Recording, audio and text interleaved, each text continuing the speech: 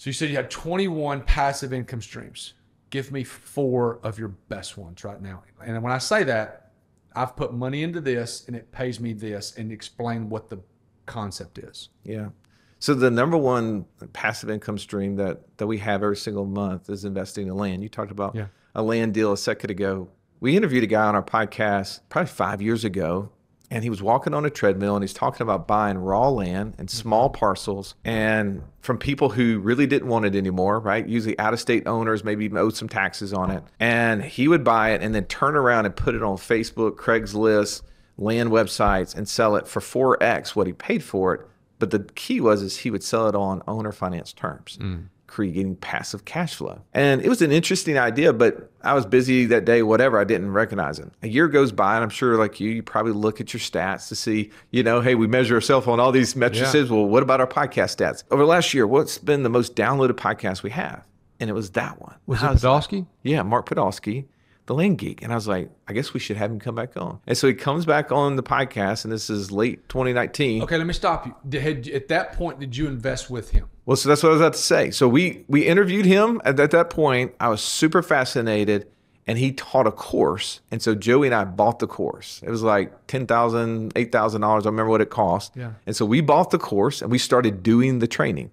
Now, Joey and I knew that he and I were not going to run the business. We had an assistant at the time that was working for us who wanted to flip houses. We're like, well, if you want to flip houses, what about flipping land? Yeah. Same thing, right? Well, not the same thing at all. Unfortunately, she was not successful in it because it just wasn't her avatar, wasn't her personality, what we use, her investor DNA. So we go to Mark and his team and we say, man, we know this is a model we want to do. We've gone to now 2 of their live events at this point. We've seen hundreds of people. We've talked to them. They're having success. And we say, how can we invest in this? So we built a partnership with the land group who was already doing it at scale. And we're like, can we give you capital, right? And us being a business together, and use our capital to buy more land, use your team to do the deal, and we'll pay you X percentage out of it. Sure. And so for us, that's been huge. So we're about, we did a webinar on this the other day, and I think we're at like 1.5 million in enterprise value on it. We're up to like 22,000 a month net in passive income from it. Just on the land. Yeah. Wow. And that's by far the biggest impact we've had. Like we ran a short-term rental business. Yeah. And we scaled it. Did you like that? I did at first. Yeah. Like, so we hired an operator. I mean, this is a thing, man. I'm going to put an operator in every business. I'm not going to treat it as a self-employed thing. Right, I'm going to figure out, how do I make it a business? And we scaled it up to 25, 26 units in a really short window of time. It was fun to talk about. Met my investor DNA. I got to post it on Facebook. Hey, if you're running a business, you have somebody coming in town, whatever, here's a place.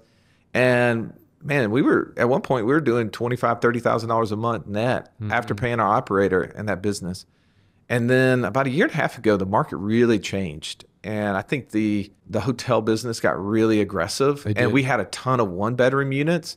And so we were really out of position in the market. And I knew we needed to switch. I knew that we needed to shift to more of a midterm rental where people's homes who had been flooded, hit by lightning, tornadoes, whatever it is, we needed to be that place because we had a couple of 3-bedroom units, and we had some people that had moved in our place because of those reasons and were there for like 6 months, and we're getting a check directly from the insurance company for like $5,000, and we're paying $1,400 a month in rent for the unit. Yeah. And we don't have all of the cleaning fees that normally you have. So I was like, that's the model. Yeah. And for us, because we had an operator, it was one of those things where we knew that we were going to have to go buy a bunch of houses, and it was going to take a lot of time, and it was going to impact his income. Yeah. And so we actually ended up selling the business to him. And so that's been super passive. Yeah. We've owner financed the business to him, and he's just been paying us. So tell me this, when you put these operators in place, are you giving these operators a profit share, equity, or are they just getting a salary? Dude, I hate salary so much. Yeah. We usually work off a performance model, but we always have a floor for them, right? Mm-hmm. And sometimes it may be a salary or a draw, right? Sure. A guarantee to that. And I love finding people who have the ability to make as much money as they want. I never want to discourage that. And so for me, I love working in an environment where people have the ability to always increase their income. So for him, we gave him a bottom line. Yeah. We knew that he needed X amount of dollars, but it was always really in our eyes a draw against profit. Yeah. And so we already allocated, here's a percentage of the business. So we're going to pay a manager, whether it's him or somebody else. And he performed over that number more times than not. And we gave him percentages of that when he did. Yeah. And that's how we ran it. And that's how we run almost all of our business.